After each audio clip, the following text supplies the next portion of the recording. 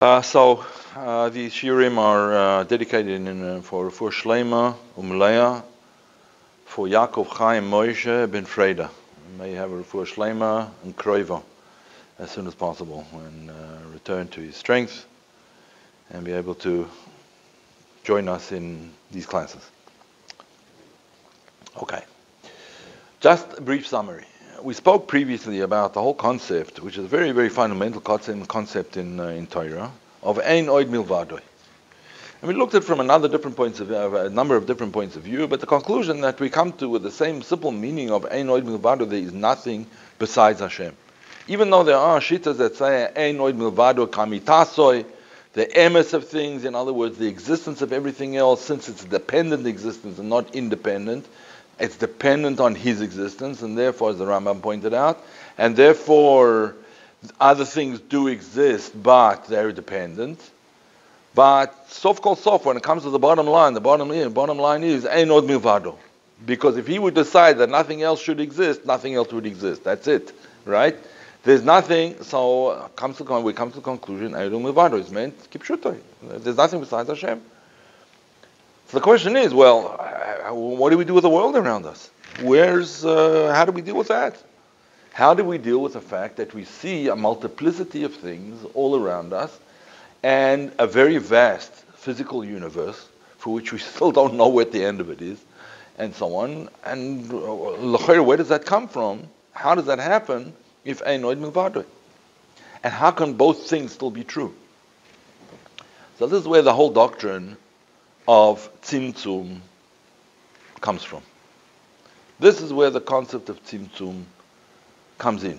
What is the inyan of Tzimtzum? We'll see it shortly in the words of the Arizal himself, but the Arizal was the one who explained this inyan of Tzimtzum. If we remember correctly from the first Shiur, we learned the Shita of the Ramak. The Ramak was the greatest Makubal. From the time of the Zohar to the time of the Ramak, he was known as the greatest Makubal and sort of the encyclopedia of Kabbalah. And his shita, his approach to this was that there's a very long hishtalshelus of things, right? There's a chaining down of being, and every time you reduce it a little bit more, until you can come to a physical world. As if, so to speak, light was, in some sense or another, congealed at some point in time because of its distance from its original source. Says the Arizal, no, you can't say that. Why? Because anything that would be Ein Sof cannot be limited and narrowed down and eventually congealed into some other existence. Ein Sof remains Ein Sof, right? Something that's infinite will remain infinite. So therefore, it's not possible for there to be it's not possible for it to be a chaining down, a gradual reduction of the ore until you get a small enough ore to be contained in some kind of vessel, until you get a small enough light to be contained in some kind of recipient, or if you want to say instead of light, divine energy. That's our problem. Along comes Arizal and says, no, there was a fundamental difference, there was a fundamental break, and that's called the Tzimtzum. Now, the nature of this fundamental break is the subject of a lot of discussion. And this we'll see later on that there's four main shittos, there's four main ways of explaining this break, this fundamental radical break, which is called the Tzimtzum. There's four ways of explaining it, and we'll get to that later.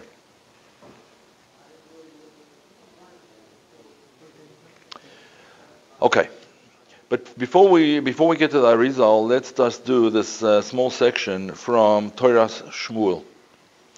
Tafresh Chof Tes. Torah Shmuel is a sefer that is the teachings of the Rebbe Maharash. The Rebbe Maharash. The Rebbe Maharash was the fourth Lubavitcher Rebbe. Rebbe Maharash. And he says as follows. We're quoting now from Maimah, which is titled Mika Moicha, and it's on page 155 of the Sefer Mamorim, Torah Shmuel, Tafresh Chavtes, number 14 on your sheets.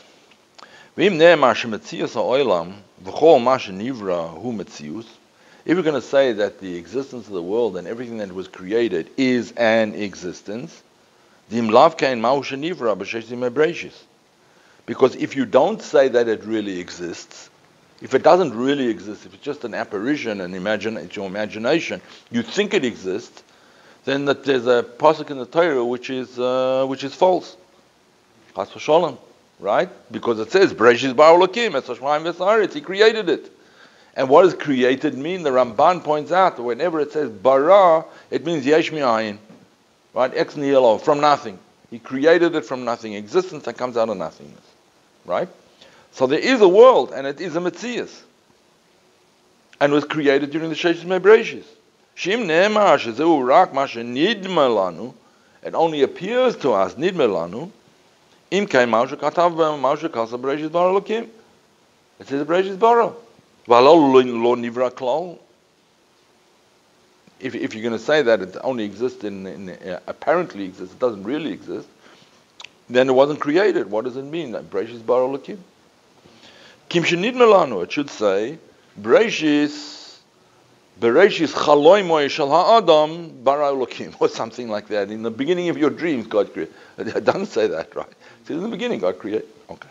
You must say that the world actually exists as a finite and concrete entity, right? It exists. And a type of proof of this, Arizal the Mishnah.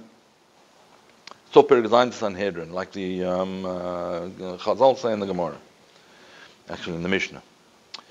Shnayim loiktim kishuin.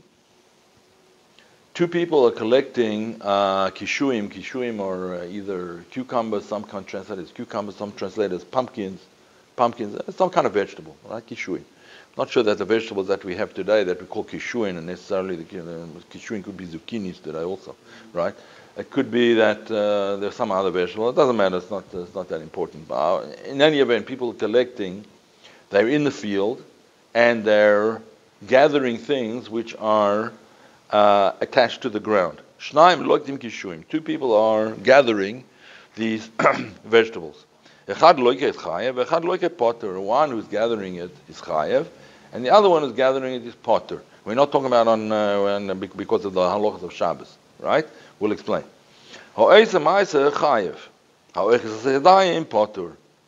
Someone who actually does a maisa over here is chayev, and one who is only does it in appearance, in other words, he's hypnotizing you to think so, he's holding your eyes, hypnotism, right? He's hypnotizing you.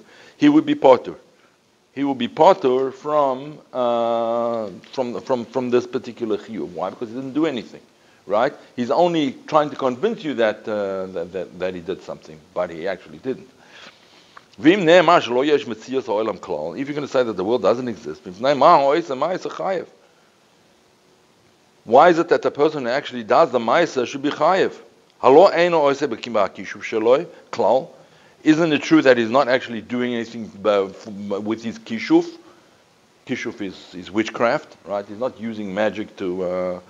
Since there aren't any cucumbers anywhere, there aren't any of these kishuin, they're not there. So how could it be chayev for kishuf? Right? We're not talking about chayev for Shabbos. Chayev for kishuf, for black magic or whatever. If there's no kishuim over here, what would it be chayev of it when he didn't do anything, right?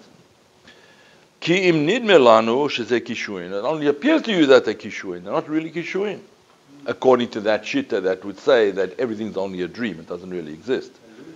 It's an illusion. Yeah. Now there are religions, by the way, Buddhism, I believe, that actually says that the whole world's an illusion. It doesn't actually exist. There's nothing there. It's a dream. But Torah says not like that, right? Torah says there's a world. Praise the Baal Elokim. We know there's a world. Okay. Now we still have to find out, like, how there can be a world and yet ein od milvado. Right? How can you have these two things? We'll see, right? And for this reason, someone who only hypnotizes you. It's only illusion. Since he's not really doing anything, Haru Potter, he's Potter. He's not chayav for kishuf. But if we're going to say that there's no existence to the world at all, then skila is not chayv on anything either. Right? Why? Because there's no skila either. There's no real stones. Right? So you're just throwing an imaginary stone at him, right? And he thinks he's getting hurt. It's only imaginary, and he thinks he's about to die. It's also only imagination, right? If you're going to say the world is imaginary, right? There's no reward. There's no punishment. There's no Torah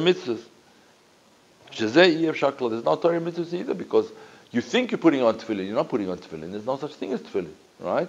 There's no such thing as a behemoth that you have to shech to get the skin as well. If this is your shita, that everything is just illusory, it's only an illusion, it doesn't really exist.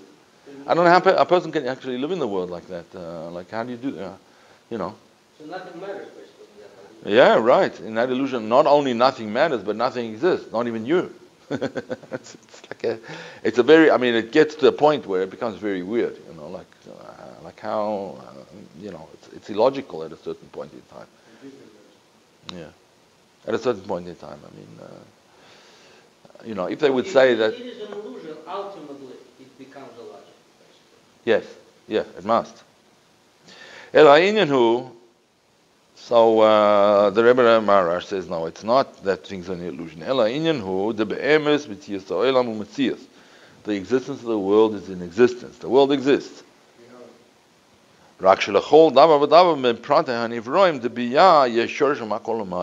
what? Everything that exists has a root in a higher spiritual plane. Right? It doesn't exist in and of itself. It exists as a result of descending from a higher plane of existence, connected to a higher plane of existence. And he'll explain what this means.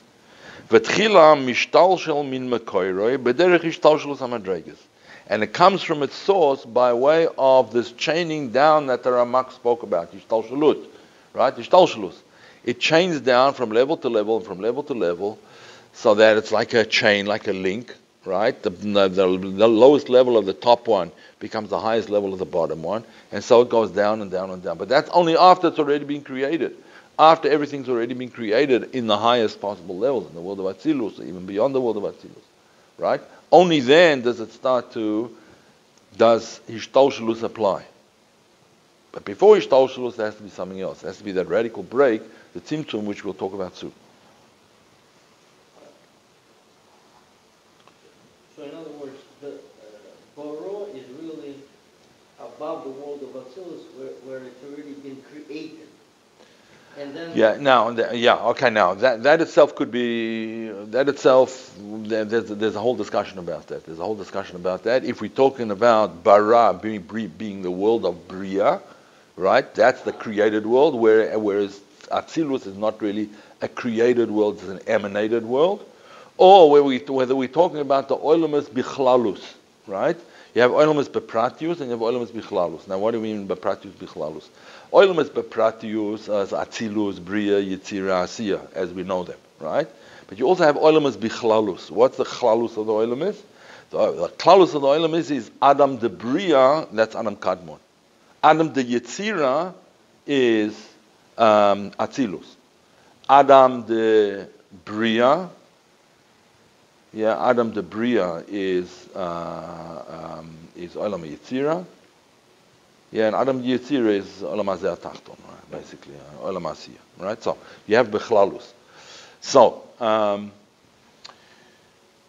what then would be Adam Da'atzilus in that general thing? Adam de Bria is already Adam Kadmon. So Adam Da'atzilus, they explain, is the Eses Spheres Agnuzos B'Ma'atzilan, right? The Eses Spheres that are hidden in the Oren Sof before the Tzimtzum. Okay, so it depends on when we say Bereshis Bara Elokim, it could be true in both senses. It could be true in a pratiustika sense, in other words, from the oil of the world of Bria downwards, or it could be true, and it's also true, in the general sense, from the world of Adam Kadmon and downwards. Because Adam Kadmon is also created. Even the word created, you can't say, because the word created, as we pointed out from the Ramban, right? The Ramban says, whenever you say the word bara, you mean yesh mi'ayin, right? Ex nihilo, from nothing. And you can't say that the world of Ak was created. If the world of Atzilus was emanated, but not created, the world of Adam Kadmon, which is beyond Atzilus, is even less than emanated. It corresponds to the concept of machshova, right? It's the machshova of HaKadosh Baruch Hu. That's Adam Kadmon. Before his creation, in other words, it's still before he created them. Before he actually intended that. Yeah, right. I mean, that's his intention before he actually... Before he actually did the Maisa, yes, exactly. Right. So that is, we can refer to this as Boro. As Boro, yes. Above the Atzilus. Right, yeah. Okay. So we have those two things. Okay. So again, 4 lines up from the bottom. V'tchila mishtaushel min mekorah b'derech ishtaushel samadreges. Came down by way of ishtaushel. V'achar kach b'derech bria yesh mi'ayin. And afterwards, there was the Indian of yesh mi'ayin. Hainu, meaning to say, shebechinas ha'mahave mistate min hadava ha'mishave. That the thing that was created is now concealed from the one who created them, from the one that created them. Hadava hamishave, the thing that was created, is hidden from the mehave, the one who creates them, the one who brings them into being. The word to mahave is not to create, but to bring into being. If we're very specific about our words, in English we're not so specific, but in Hebrew it is specific. Lahavot is to bring it into being. It exists, but it's not created as such. That's livro, bar loshem bara. Right, okay. The word bara actually is related to the Aramaic word bar, right? Bar meaning outside, bar min dain, or chayot bar, right? Wild animals that live outside the cities, bar, right? They live in the fields, they live in the forest or whatever it is. So the word bar means outside of, right? Okay. Obviously nothing's outside of Hashem. It's all. Yeah, but it's not outside of Hashem, but it's outside in the sense that it's no longer inside. In other words, it's no longer on the level of machshova, it's now on the level of dibur, right? It's now on the level of dibur and maisa, right? That's the point. Machshova is inside, dibur is outside, and that's why when we say by Yomer Elokim, right? In the Asar Ma'amorish by Nivra Olam, it's dafka ma'amoris. Because a mimer is an expression outside of yourself. Otherwise, it's not a mimer. Right? It's machshova. Dibur. As opposed to machshova. Okay. Yeah. This is according to his logic of creation. Machshova dibur ma'aser. Yes. But how do we know that before the creation, in terms of machshova, how do we know that he has the same process? In other words, we assume that it's machshova dibur ma'aser for him, roughly. Is that, or is it like sort of our point of reference to kind of relate? I would say it's a point of reference. It's like a moshel in a sense, you know. It's an analogy. It's not really. You would only say dibur in the sense that it's now begilui, right? Machshova is hidden. Thoughts are hidden, speech is revealed. Otherwise, no speech. But let's go a little bit further. You'll see he explains it a little bit more. If the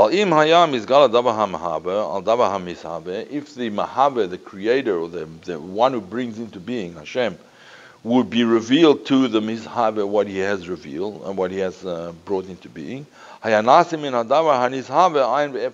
would become nothing. It would return to the state of machshava.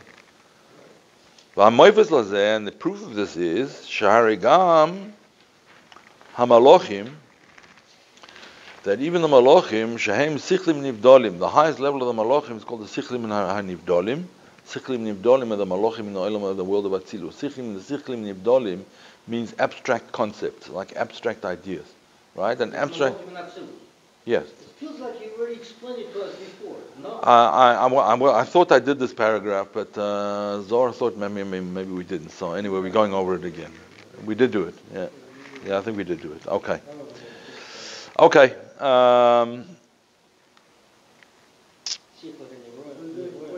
All right, let's go over it quickly. Let's finish it quickly. And that's the creatures about which we say Maggid Ma'asecha, the sichlim hanivdolim. Magadlu masecha. V'hina amar Arizal, hoishet HaKadosh Baruch Hu ez boya katana b'nehem v'sarfan. If HaKadosh Baruch Hu would stick his little finger amongst them, he would just burn them up. In other words, a little bit more gilui than they used to. Boom. Right? Pirush kasher nizgala aleim yoizem ha'chok ha'katzuv lohem. If it would be revealed more than the amount that's set aside for them, nizbatul legarma, they would completely disappear. Kol sheken k'shayam nizgal ha'shara enivrom. How much more so if he would reveal himself to the rest of the creation, right? He would just go poof, and that would be the end of that. Hayanazem mahem ayin ve'eves legamri. Im kaim gam ba'eis asher eino mizgal aleim. Even when he doesn't reveal himself to them, v'arehem ninsoim leyesh v'davar. And they are in their state of being as a yesh, as a davar. They're there. They're in existence. They're not called true existence. Right? They're not true existence. But we'll see shortly what this means. And the proof of it is, I'm not going to go through this again. I'll just explain it very briefly. There's certain rivers, right, or mayonas rather, wells, or springs of water, that are used for kiddush mechatas. For the paraduma, when it has to be used with maim chaim, right? Maim chaim means water that's alive, living water. What's living water? Water. So Chazal explain in that Mishnah, they say maim, water that the spring that doesn't dry up even once in 7 years, right? Which is a long period of time, a shemitah, right? It doesn't dry up even once in a shemitah. So what are you talking about? Here it's the water's running. I can drink the water. I can do, make ice cream with whatever it is I can do with the water, right? What you normally do with water. So what's wrong with it now? Now it exists. Why do I care what's some other time? No, that's called maim. If its existence is going to cease at a certain point in time, you can't call it true existence.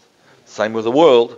Since the world at one time didn't exist, and since after this 7th millennium, it's going to cease to exist again in the 7th millennium, right? It'll cease to exist. Therefore, its existence is not true existence. That's what we mean when we say that the emes of the world is not true emes. Doesn't mean it doesn't exist. It exists, but but its type of existence is not the same as the existence of the one who created the world. That's a different materials of existence, right? It's an existence. Right. Basically, it's a temporary existence. Right. Temporary and dependent at the same time. And let's just finish it off here. What he says, al posuk v'Hashem Elokim emes, v'Hashem Elokim emes.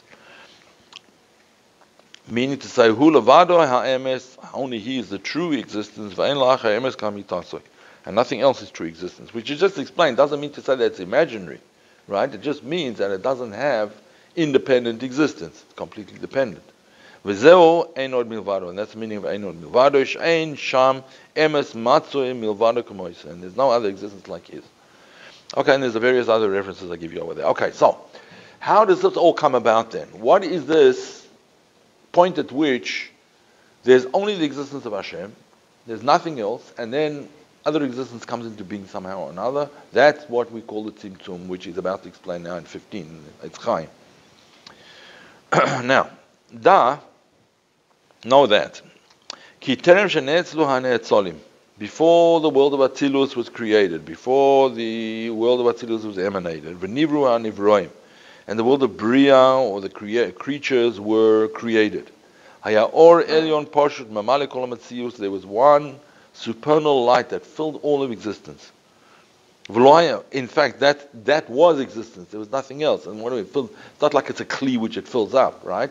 That was existence. There was no Caleb. There's nothing. Right, exactly. Right? So it's just the way he says it. I don't like. Right. It's his revelation. But if there's no, but the emanation presupposes the existence of Caleb. So it was him purely then. It was him purely, but his revelation of himself to himself, so to speak. That's what we call Olam Atzilus. The revelation of himself to himself. There was nothing to be revealed to, but it's in a state of revelation. That's the Or Ein Sof, is a revelation of the Ein Sof to himself. Of his essence. Of his essence to himself. Right. Affect anybody. Okay. Yeah. Okay. So again, Haya Or Elim Poshet Mamali Kol Metzias, V'lo Haya Shuma Kompanui V'chinas Or Avir Reikani V'chalal. There was no empty void. There was no empty space. There was no There was no void. Yeah, that's the only way you can say it. There was no void. El hakol haya memula min ha'or ein sof parshutahu. It was just full of the Or Ein Sof. That's all there was. There was Or Ein Sof. V'lo haya lo bechinas rosh, v'lo bechinas sof. There was no beginning, there was no end. Because it's Ein Sof. It's not only Ein Sof in the sense of geographically, in terms of space, in terms of time. There was no beginning, no end. Yes. Ela kol haya or echad pashut shava b'hashvoa achas. One simple or, v'hu hanikra Or Ein Sof. That's the Or Ein Sof. Now, there's a difference between, in many Mamorim Chassidus, it's explained that there's a difference between Ein Sof and Or Ein Sof. Ein Sof is usually a kinui, a nickname for Hashem himself. Right? The Or Ein Sof is his revelation of himself to himself. Okay, so that's the Or Ein Sof. In any event, when it arose in his will, Livra ha'olemis, to create the worlds, to emanate the world of Atzilus, in order to bring out the fullness, the completion, the completeness of his deeds, and his names, and his nicknames, so to speak. That was the reason for the creation of the world. This is according to the Arizal. The reason for the creation of the world is to bring his names and his kinuyim and his pu'ulois, etc., into how shall we say,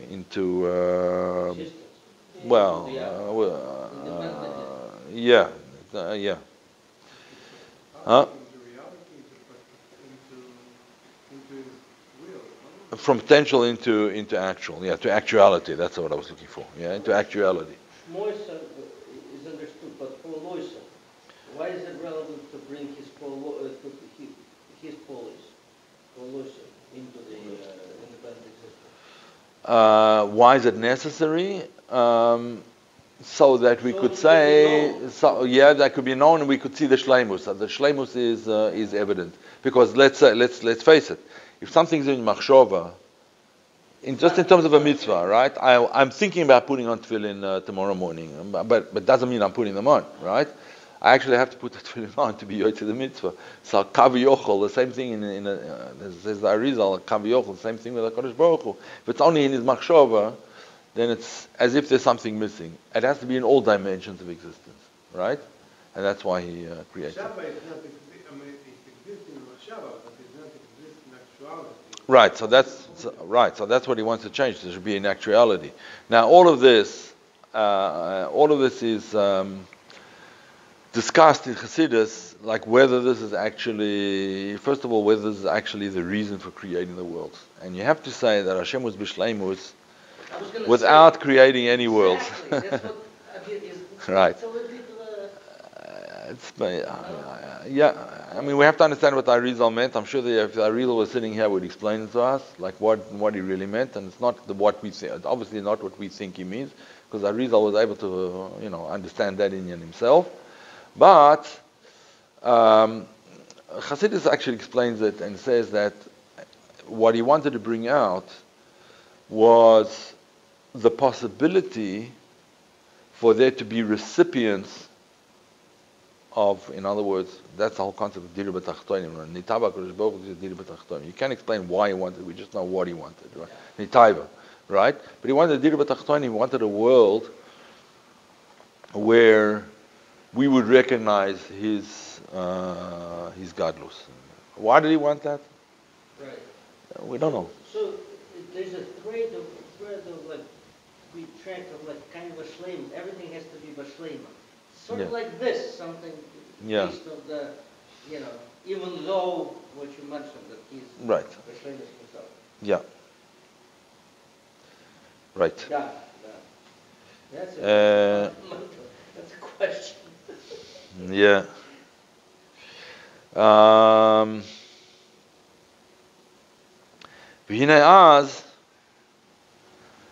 After Alabir Tzoyna that he wanted all these things, lahoitzi laor shleimus pu'loisav, etc. V'hina az tzimtzem es atzmoi ein sof b'nekuda ha'emtzois asher boi be'emsa oirei mamish. he contracted himself in the middle of this or, right? Now, we'll see what this means soon. Omar Meir Be'erekenu Omar Ravzeh V'Kal. So one of the commentaries on the Meir Paparish, was a very famous Makubal. He said, who put together the Eitz Chaim. He was the one that put together the Eitz Chaim. Is put together from a different number of different. When Rabbi Chaim Vital decided to write down the Arizal's teachings, so he wrote a number of different Mahaduras, like a number of different versions of it. And the final version is really called Oitzres Chaim. But Oitzres Chaim. Oitzres Chaim. But Rameh Paparish, who lived after the time of after Rabbi Chaim Vital passed away, Rameh Paparish went and took all the various versions and he put them together in a single version. That's what Eitz Chaim is. He took all the versions, so you see Madura Kama, Madura Tinyana, and various other, some slight differences between this one, between that, and the Eitz Chaim combines them all together. Right? And that, it wasn't actually written by Rabbi Chaim Vital, it was taken from his writing. In any event, that was Omar Meir, Berekan Omar Ravzal. This is that's my phone. I don't want to answer it now. I just want to switch off the ringer. There you go. Yes, fine. Thank you.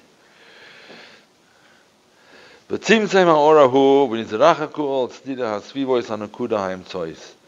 was mitzamtzem this or when it moved away from the center to the sides from the center. When Yisrachek el hatzteil tzididei svivois hanakuda, or tzadei svivois hanakuda, it went to the sides of around this central point. Haimtzois, v'az nisha makom panoi, and then there was left this makom panoi, this empty void. Va'avir v'chalal reikani, this empty void. Menikuda haimtzois mamish. From the central point, the void was all equally surrounding this central point. I'm sorry, what's panoi? Panoi means empty. Yeah. It's like a circle. So it was Not just circular, but how would you say? Spherical. Yeah. So it basically was a point, and then it's like going to the side. Yeah. And the Yeah. void is inside. Yeah. Do you want it? No, I In don't other want words, if he kills all the existence, in other words, he had to empty the place because he's around it anyway. He's in it, but he's around it anyway. So this is what we're gonna see. There's a whole discussion now what the Tzimtzum means, and actually the next piece, the Alter Rebbe is going to explain what the Tzimtzum is, because the pshat over here is that there was all this Giloi of Elokus, and he removed the Giloi, right? Or the way the Gra says it, and various others, Emmanuel Chayriki, he removed himself. He made a place where he isn't. The Arizal says that there was this Tzimtzum. The Or was removed to the sides, leaving a Chalal, Makom Reik, Makom Panui, or Chalal. They all mean the same thing. But he doesn't explain how it exactly works, like what actually happened over here. So there's various shittas in what happened. Some shittas are. Some shittas are that HaKadosh Baruch Hu removed himself. He removed himself completely. Why? Because they explain that if Atzmus was in the Halal still, then there wouldn't be a possibility for creation to exist. So therefore Atzmus removed himself. Right? And it means that Mamash Kipshutai he literally removed himself. That's the way the Gra holds, and that is the way Emmanuel Chayriki holds. Then there's another Shita that Atmus was removed, but only figuratively speaking, not really be'emes, right? Just in vision? Or?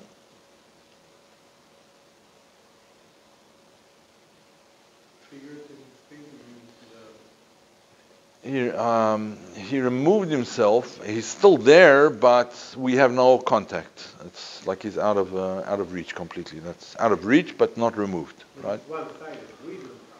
Right. Yeah, he can. Yeah, right. Then there's a shita that no, it was only the or that was removed, but the or was mamish removed, right? That's Reb Chaim of Volozhin. And then along comes the Alter Rebbe, and you'll see the Alter Rebbe shortly. The Alter Rebbe says the or wasn't removed, and the atzmus wasn't removed, nothing was removed, right? The or was just taken up to a higher level, so that now we can't see it. And atzmus is always there, nothing changed, right? Nothing changed as far as atzmus is concerned. The only thing that changed was the or. And even the or didn't change, it only became concealed. How did it become concealed? So it would be the same thing as, for example, if you have sound waves, right?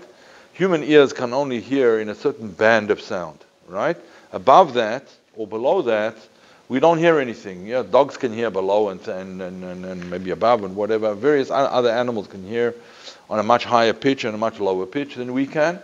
But nevertheless, even their hearing is limited, right? So above that broader band of things, you don't hear anything. You wouldn't hear anything. Huh? The same thing happens with light, exactly. Visible light for us is in a narrow band, basically, right?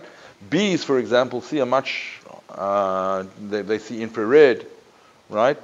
And there's other animals that see ultraviolet or whatever it is. But beyond that, nothing. So what the Alter Rebbe explains is, so to speak, that the light was removed from the visible spectrum, so to speak, to the invisible spectrum, which means that it's more intense now than it was before. It's not less intense, right? It's not there less, it's there more. Very interesting, right? Because they say dogs can see Malach HaMavet. Yeah. They can. Right. Maybe that's the same spectrum. Yeah, it's an interesting idea. Yeah, interesting. Yeah. Why has it become more intense then? Let's explain. We'll explain. This is what we're going to explain now. All right. So this we'll 16 now. Torah or Parshat Vayera. Yeah, it's good you're thinking. it's good. It's good. V'hina tzimtzum here b'or Ein Sof. The tzimtzum was not in the Ein Sof, but in the or Ein Sof. This is Alter Rebbe's very medayik on this. Medayik in the words of Alter Rebbe, in the words of the Arizal, it means the or Ein Sof, not the Ein Sof, right? Okay. Ein Sof is basically Atzmus. At least that's the term we use for Atzmus, Ein Sof. Yeah. The Hainu sha'or nichlal b'ma'or. The or it now becomes, so to speak, absorbed into the ma'or. The light is within the luminary. So it would be as if the light was in the sun, right? If the sun's the luminary and the light of the sun is now in the sun, so at what madrega now is the light when it's in the sun? Is it more intense or less intense? Like a ray of the sun? If you would take a ray of the sun 63 million miles away, right? That's down here. I think 93 million miles away, right? That's down here. Well, the sun is not so intense. We can live with a little bit of sunshine, especially in Chicago, right? But it's livable down here, right? The closer you get towards the sun, the hotter it's going to get, obviously. Now, what happens in the sun itself, right? In the sun, you ain't going there, not even for vacation, huh? Right. I mean, you completely be swallowed up, and I mean, it's not impossible, right? Now, when the ray is in its source, is the ray, it's not something separate from the source, it's in its source, it's part of the source, therefore it's a much higher madrega now, right? That's exactly what happens to the Or Ein Sof. The Giloi of himself to himself only becomes himself, so to speak. So it's on a much higher level now. So Alter Rebbe says, well, don't think that the whole Tzimtzum is that now we're in a state of deprivation, we're deprived of everything. You're not deprived of anything. Atzmus is here, and the Or Ein Sof is here, you just can't see it. The Or Ein Sof is in the Atzmus itself, right? And then the Nichlal HaOr Ba-Ma'or. He's in the Ma'or. Okay, that's what he just said. The Hainu Sha'or Nichlal Ba-Ma'or. Ki lefi she'en ha'olam az yicholim lekabel gilu Or Ein Sof, kamo shehu b'atzmusoi. Since the world cannot accept, we won't be able to absorb Or Ein Sof as it is in his atzmus, b'hayu b'teilim metzius mamish, that would completely just dissolve in their existence, would cease completely. Lochach tzimtzim ha'or, sheyuchlal b'ma'or, that would be included into the ma'or. V'lyois rak b'koyach v'lo b'poil. It's only in a state of potential now, not in a state of actual. Before, the light was actualized as the Or Ein Sof. Now it's only in a state of potential, right? Because it's within Atzmus. Which is in Atzmus, Right. exactly. It's not beginning to emanate. It's Right. in there. Right, right. That's what potential is. Right. V'yis alem boy, it's hidden within him. Shlo yeh gilo ha'or rak ha'ma'or. So there's no revelation of the Or, there's only a revelation of the Ma'or. Aber b'ma'or shu ein sof atzmo, lo shayach tzimtzum chas v'sholem. There's no tzimtzum as far as he's concerned. He didn't remove himself from anywhere. He's where he always was. V'lo helem, and there's not even helem, there's not even concealment as far as he's concerned. If I stop speaking, right, does it mean to say all of a sudden I can't speak? I'm not able to talk anymore. I'm a different person? No. I'm thinking what to say now, and then I'll speak about it later. But the thinking process, thought is on a higher madrega than speech. Right? As Arizal said, what he saw in 1 hour of sleeping on afternoon, Pashas Balak. Rabbi Chaim Vital walked in while he was asleep, right? He used to take a nap on Shabbos afternoon. So Shabbos afternoon, Pashas Balak, Rabbi Chaim Vital didn't realize that he was sleeping or whatever. He walked in and he saw the Arizal's eyes moving.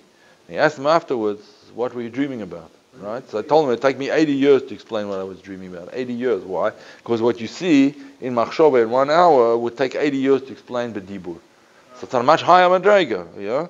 And that's in fact how we will learn Torah in the future. We'll learn Torah on the madrega Machshava. Mashiach will teach Torah on the madrega of Machshava, not on the madrega of Dibur. Dibur is you have to hear one word after the other, right? It has to be lineal and sequential, one thing after the other. But Re'iyah, you see the whole thing at once, right? You see the whole picture. You don't have to have explanation. What's a hanger hanging over, then it's color brown, and it's about this long and this wide. You can see it right away. You don't have to have any explanations of anything. To explain it all is going to take it too long, right? You have to show it in Bechinas Re'iyah. That's why. Much higher. Yeah, much higher madrega. So that's the Indian of the Tzimtzum is now that it goes up Bechinas into Machshava, so to speak, right? What was before Or now becomes Ma'or. Okay. So by him, Lo Shayach Tzimtzum Chas V'Sholem B'Lo Helem. There's nothing hidden to him. It's not that he can't see the Or. V'Adarabah HaMa'or Hu Meis Galus. The luminary himself is revealed. Lachein Afilu HaTinoikas Yoidim Sheyesh Sham Elokam Atzui. Even the child knows that there's a God. Professors in universities, they don't, because it goes backwards. You know, from a child, they know, but when it comes to professors, they're not so sure. They have to think about it. Okay. Even though they don't have any grasp, how this happens, because we don't have the revelation of Or, and therefore we have to think about it. We have to try to figure it out. It's not easy. The Ma'or, the luminary, is above, below, everywhere, all the same. Nothing happened. Right? That's still true. And that's why it's called a makom pano, an empty void, an empty space. Meaning to say it's empty of the Or. It's not empty of the Ma'or. It's empty of the Or. It's in potential state in the Ma'or. It's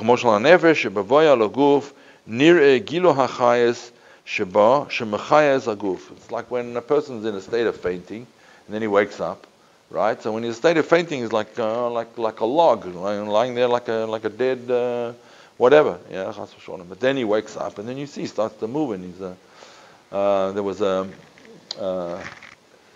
video of a discussion between a rabbi and an imam, and an imam and a priest, right? And they were being asked questions. So they were answering questions. It's sort of a panel, panel answering questions. So one of the questions was, what do you want people to say about you at your eulogy? Your eulogy is what people say when you pass away, and they say, hesped or whatever. What do you want people to say at your eulogy, at your hesped? So the imam says, well, I'd like him to say, I served my community, I was faithful to God, and this and that. And as a Christian, a priest, and he says more or less the same thing, this and that. I was kind and I was thoughtful and I helped people and this and that. I asked the rabbi, and what do you want people to say at your eulogies? They said, I want him to say, look, he's moving.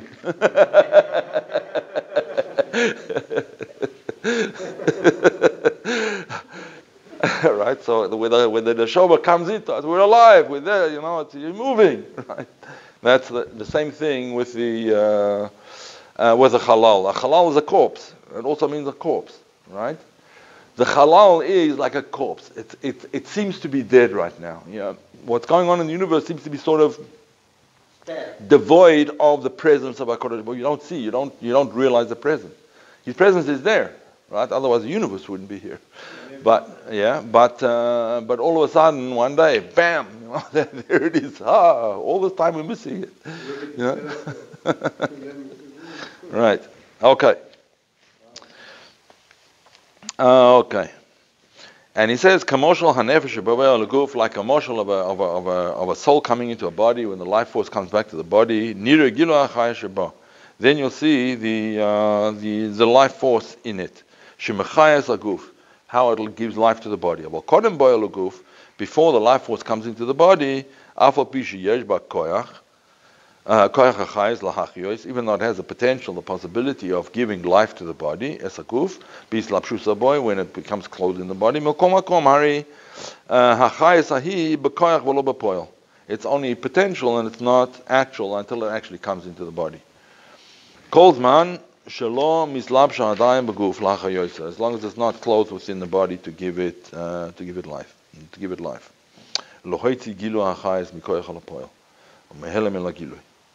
All right, so that's basically his shita in the Tzimtzum. Let's just skip a few lines and we'll go down to like sort of halfway down in the paragraph, in the middle of the line. Va'al derech zeh. Va'al derech zeh yuvan l'male v'chinas haTzimtzum b'orein sof sha'or v'hagiloi nistamtzem nis'alem. Because the Tzimtzum is not that it was removed to somewhere else. It was absorbed within. Nis'alem liot rak b'koyach hamar v'lo b'poil. It becomes potential and not actual. It's not actualized. It's only in state of potential. Whereas in nikra makom panim v'chalal l'gabei or shelo nishar or v'gilui. No, there's no or and gilui left. A little bit, but not much. V'av shebe'emes einu makom panu l'gamrei chas v'shon. It's not completely empty. Shara ha'maor mamale es kol ha'chalal. The maor is there. The luminary is there. It's just that because we're in the luminary, we don't see it. Right? You can't say tzimtzum v'helem in the ma'or. Va'or hu b'koyach. Aval b'kayin lefi shehim shel Arizal es ha'gilu ha'achayis ha'nimshach ma'orein sof yizhabus es ha'zviris t'choch ma'binut b'shem oireis. Therefore, all right, so we use the lotion of orein sof. Now, let's just do the last one over here. Explaining the Indian the Tzimtzum from Likutei Torah. Beribu ha'yishtalshelus nizhabe mizeh tzimtzum gamur v'helem gadol sheniz'alem b'chinas koach eloki ha'machayes ha'olam nislabesh b'levushim rabim v'atzumim. It says, yes, it's true that Atzmus is here. And there's only a tiny little bit of ore that's mishtalshel that goes down inside ishtalshelus, and all that you get in this table is very, very little chayus. Very little, even a human being, very little chayus compared with the chayas of the Orein Sof, right? Very, very little chayas. Ki ha'olam hu loshen helem k'noida. In this world there's a place of helem. That's what it is. And there's various references that are given there. So, the most important thing now, obviously, is not the mechanics of the Tzimtzum, because we know what the mechanics of the Tzimtzum are, that the Tzimtzum just removes the ore to a higher madrega. The ore is nichla b'ma'or, right? Now what we want to know is what's the results of that, what happens next, right? What is the result of that particular union? And that's for next week in Hashem.